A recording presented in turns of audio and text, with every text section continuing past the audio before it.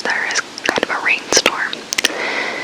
So I'm hoping that it's not too bad. Right now I don't think there's any rain, but there was quite a bit of thunder earlier. So hopefully it's not too bad. Okay. But with all that being said, if this is a trigger warning, like maybe I should give a trigger warning if anyone has experienced reconstructive jaw surgery or doesn't want to hear about